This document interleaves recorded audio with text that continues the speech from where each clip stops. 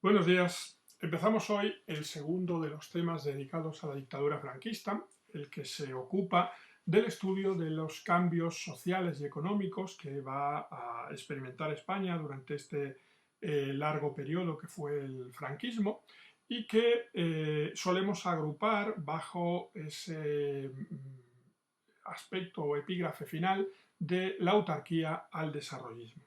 Las transformaciones económicas que va a experimentar España durante este periodo, especialmente en los últimos tres lustros del franquismo, van a ser de un gran alcance, porque van a cambiar un país eminentemente agrario, como era España en 1939, a convertirse en un país industrializado, octava potencia industrial en los años 70 del mundo, y con una transformación pareja en la sociedad española y en las formas de vida, como veremos a continuación.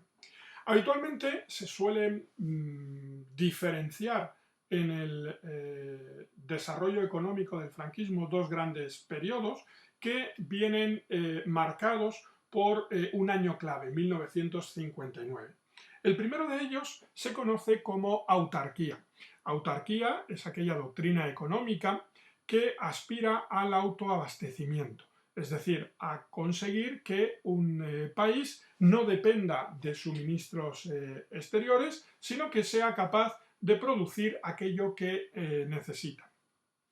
Es la doctrina económica dominante entre 1939 y 1959. Como veis, la ilustración que os he puesto es un coche con un depósito de gasógeno que va a ser empleado de forma notable en esta época ante las dificultades que tanto durante la Segunda Guerra Mundial como posteriormente, como consecuencia de ese bloqueo internacional, va a tener el régimen para adquirir petróleo.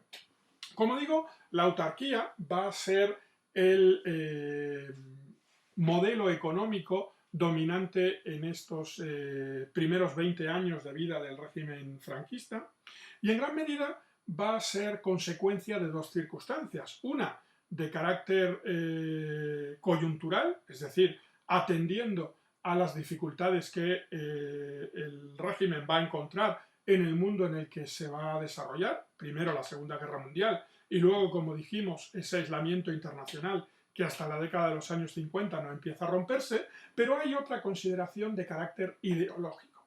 La autarquía, siguiendo el modelo del fascismo italiano, es el modelo económico propio del falangismo que aspira a superar la dependencia de la nación, en este caso de la nación española, que considera una derivada de su participación en el mercado internacional. O dicho con otras palabras, el hecho de que España produjese todo aquello que necesita haría que el país fuese independiente del resto de las naciones. En 1959, y vinculados a un grupo de ministros y de secretarios de Estado, van a, vinculados, como digo, al Opus Dei, una prelatura fundada por José María Escrivá de Balaguer, que va a adquirir una importante relevancia entre las familias franquistas. Como digo, un grupo de ministros, el ministro Ullastres en Comercio, Mariano Navarro Rubio en Hacienda y desde la Secretaría General Técnica López Rodó, van a impulsar un proyecto económico para estabilizar las finanzas públicas en España. Las causas, como veremos en su momento, tienen que ver con la cercanía del colapso del Estado español, de su entrada en suspensión de pagos. El plan de estabilización, que a corto plazo va a tener efectos muy duros sobre la sociedad española, va a abrir un periodo de crecimiento económico continuado como no había conocido España en su historia. A partir de ese momento se inicia el último periodo de la economía franquista, franquista en la que o el que se suele conocer como desarrollismo y que viene marcado, como veis en la fotografía, por el aumento de la sociedad de consumo, el desarrollo de la sociedad de consumo y en el SEAT 600 como símbolo de esta nueva etapa de prosperidad material. ¿Qué supone la autarquía? Es decir, ¿cuáles serían las características principales de este planteamiento autárquico? Bueno, pues lo primero es la negación del mercado. El mercado, entendido como esa institución regida por la ley de la oferta y la demanda, donde productores y compradores deciden precios e intercambian productos, gestionan así de forma eficiente la producción y las necesidades de un país mediante este juego de precios. Como digo, ese mercado va a ser negado. Se va a considerar que la dirección económica va a poder fijar precios y garantizar los suministros de determinados productos básicos, lo que va a conseguir va a ser un efecto contrario, porque lo que va a aumentar es el desabastecimiento y el desarrollo de un mercado negro. El racionamiento va a ser una constante en el régimen franquista en estos primeros años, iniciado después de la guerra civil, va a extenderse a lo largo de toda la guerra mundial y hasta la bien entrada la década de los 50. Las cartillas de racionamiento que limitan la capacidad de alimentos que va a poder disponer una persona suponen, como digo, la generalización de la escasez en todo el país. Son una medida bastante habitual. Para poneros en contexto, por ejemplo, Gran Bretaña las va a fijar también después de la Segunda Guerra Mundial y van a durar en Gran Bretaña el mismo tiempo que duraron en España.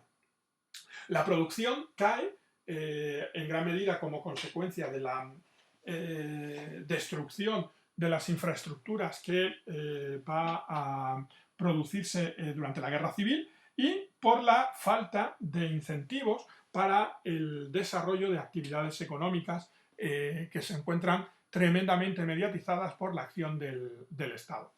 La inflación, como efecto negativo de esta política económica, va a ser muy clara. Los precios han crecido. El dato que os estoy dando es el de 1941 con respecto a 1930.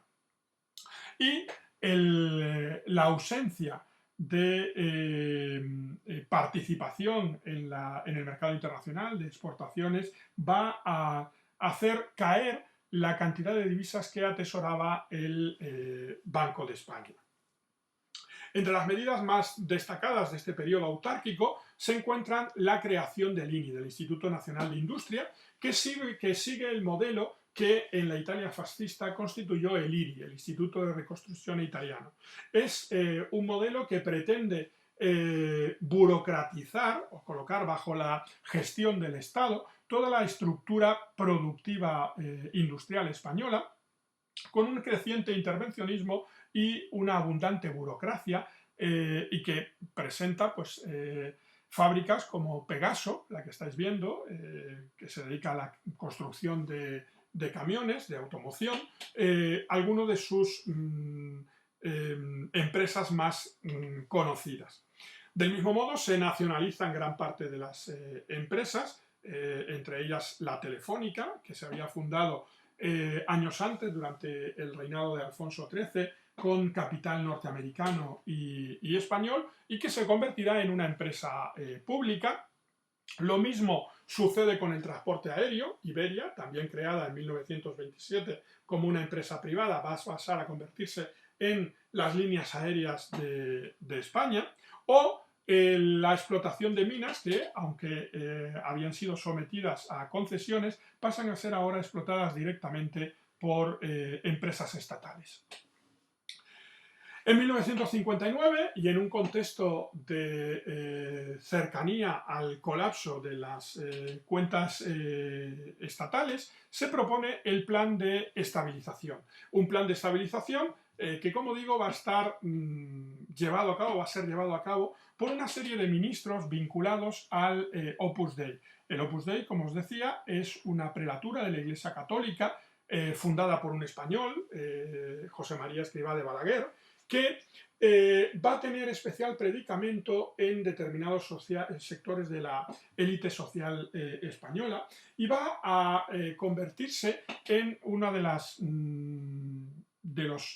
familias dentro del propio régimen.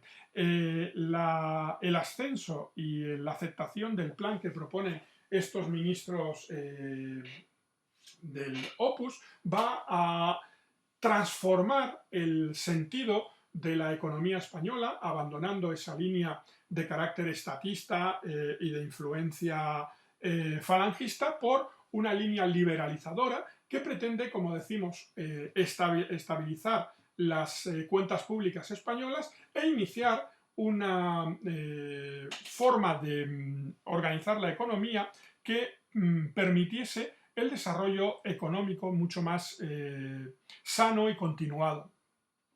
Tenemos entre los principales protagonistas de este plan de estabilización al ministro de Hacienda, Mariano Navarro Rubio, a López Rodó, de la Secretaría General Técnica de la Presidencia, al ministro Ullastres en Comercio.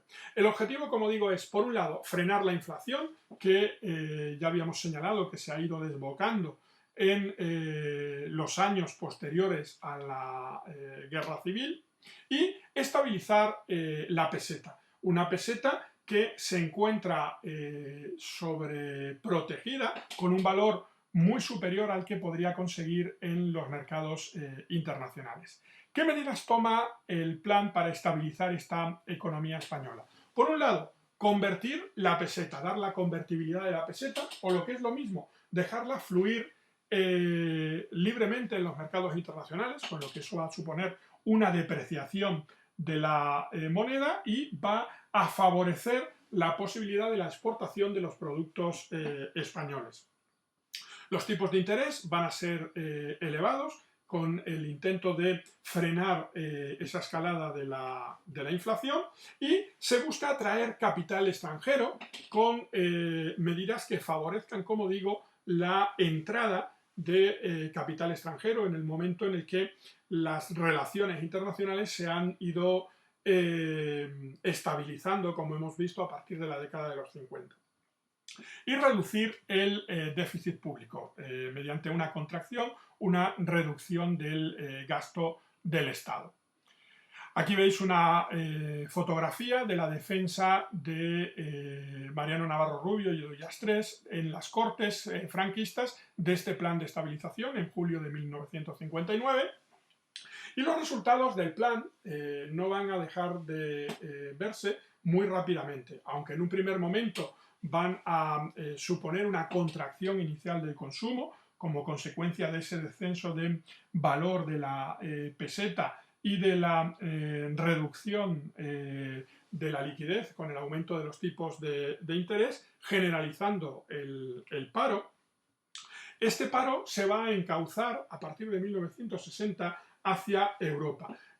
Una emigración que desde 1960 hasta 1973 aproximadamente va a llevar a 4 millones de españoles a buscar oportunidades más allá de nuestras fronteras, principalmente en países europeos de nuestro entorno, como eran Francia, Alemania o Suiza. En 1960 el Estado consigue equilibrar ya sus cuentas, acaba el año con superávit, es decir, los ingresos del Estado han sido superiores a los gastos del Estado, y se inicia una etapa de crecimiento económico sostenido. Entre 1961 y 1964, España crece a un ritmo de casi el 9% anual, su Producto Interior Bruto, lo cual supone un aumento de la riqueza nacional que se va a ver acompañada con la contención de la inflación, que se mantiene en niveles inferiores al 5%. Este crecimiento de la economía se ve además repartido a la población porque los salarios reales van a crecer entre un 8 y un 11% anual. Es decir, no estamos hablando de crecimiento de salarios nominales, en el hecho de que al reducirse el valor de la moneda este disminuye, sino que la capacidad adquisitiva de los españoles va a crecer a este nivel, lo que va a favorecer el desarrollo, como digo, de la sociedad de consumo. A partir de 1960, desde el régimen se impulsan los denominados planes de desarrollo, que pretenden extender los efectos del plan de estabilización y convencer a los inversores internacionales que esta transformación de la economía española no ha sido flor de un día, no ha sido solo consecuencia de las dificultades económicas que atravesaba el país, sino que hay una firme decisión por parte del gobierno franquista de continuar en esta senda. Por un lado, como digo, lo que se busca es extender estos resultados y traspasar el impulso que hasta este momento había llevado el sector público al sector privado, es decir, favorecer la creación de empresas que mantengan esta línea ascendente de la economía. Para ello se van a fomentar los polos de desarrollo que buscan extender la industrialización española por distintas localidades de la geografía del país. Los resultados van a ser muy irregulares, a diferencia del plan de estabilización, cuya incidencia en la economía española se va a dejar sentir muy pronto y va a ser globalmente positiva. Los planes de desarrollo dejan una imagen con altibajos. Por una parte, vamos a encontrar un crecimiento continuado, pero de un nivel menor que el que se había logrado en el plan de estabilización. Si entonces hablábamos de casi el 9% anual, ahora estamos rondando el 5,5-6% anual. Pero la inflación, es decir, el crecimiento de los precios como consecuencia del aumento del poder adquisitivo, va a dispararse. Si en los años del plan de estabilización se había encontrado por debajo del 5% anual, teniendo en cuenta que los salarios crecían por encima del 8 y del 11%, ahora esa inflación se va a desbocar superando el 14%. En 1965 se produce por primera vez una balanza de pagos deficitaria, es decir, las compras de productos al extranjero van a ser superiores a las ventas de productos españoles al extranjero, y el crecimiento va a ser espasmódico, es decir, vamos a ver momentos de un importante crecimiento, tanto demográfico como urbanístico e industrial, pero sin dar la impresión de tratarse de un crecimiento sano. Esto ha llevado a algunos economistas, como el también literato José Luis San Pedro, a decir que España creció a pesar de los planes de desarrollo. Es decir, que el alcance real de estas medidas propuestas por los gobiernos franquistas no sería un elemento especialmente destacado para explicar el crecimiento que va a vivir la economía española en esos últimos 15 años de vida del régimen franquista. En estos años de desarrollismo se va a producir uno de los cambios de mayor calado en la economía española y, como digo, va a ser el incremento de la industrialización hasta el punto de que España se va a convertir en un país industrializado, reduciendo el peso que el sector primario tenía en la economía. A pesar de los intentos de los gobiernos franquistas por extender ese proceso de industrialización a la geografía española, esta industrialización va a seguir siendo muy focalizada y además va a seguir centrándose en los focos tradicionales, esto es, el País Vasco, Cataluña y los alrededores de Madrid.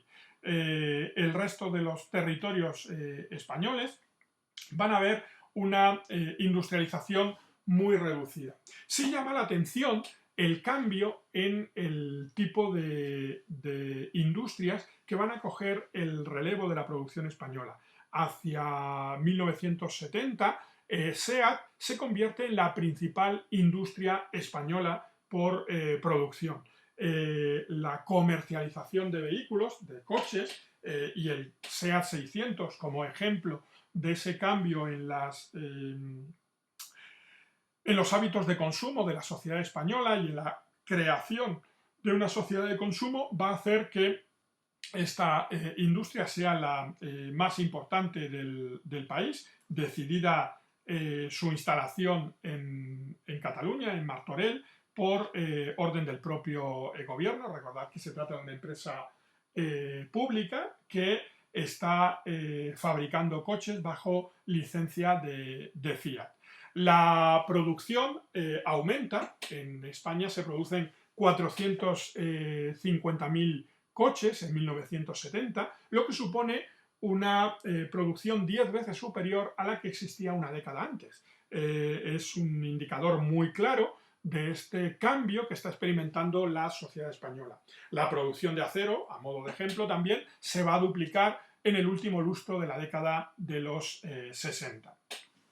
Y la industria se va a reorganizar. La industria tradicional de siderurgia, textil, que veíamos en la primera revolución industrial, va a reorganizarse con la presencia de nuevos sectores industriales en la tendencia de la segunda revolución industrial, con industrias de automoción, como hemos visto, de siderurgia, los famosos altos hornos de Vizcaya, pero también petroleras, astilleros, química, que sin embargo va a encontrarse con un fuerte golpe como consecuencia del estallido de la crisis del petróleo en 1973, que llevará a una reorganización de esa industrialización española en la década de los 80.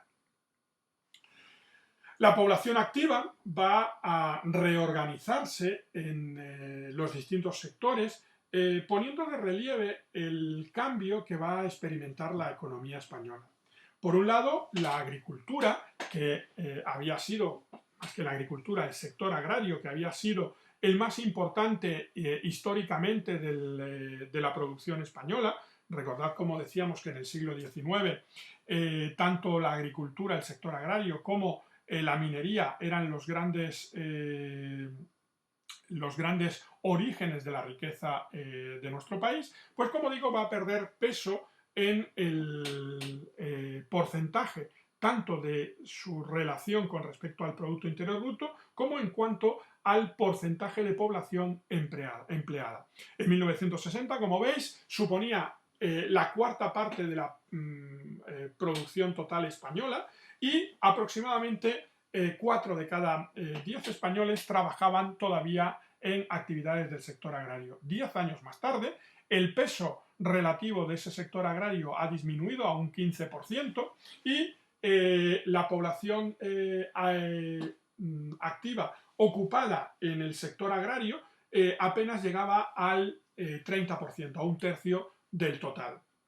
Por su parte, la industrialización va a coger el relevo desde el punto de vista de la importancia de la producción, del peso en el Producto Interior Bruto, llegando incluso a convertirse en la octava potencia industrial del mundo hacia finales mediados de la década de los 70, y que presenta toda una variante de industrias, tanto de industrias de bienes de equipo o industria pesada, como también de bienes de consumo, y se va a iniciar lo que va a ser una transformación de la actividad económica con importantes repercusiones, no solo desde el punto de vista económico, sino también en las costumbres sociales, como es el crecimiento del turismo.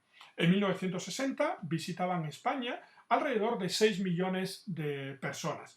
En 1973, es decir, apenas 13 años más tarde, esta cifra se ha multiplicado casi por 6.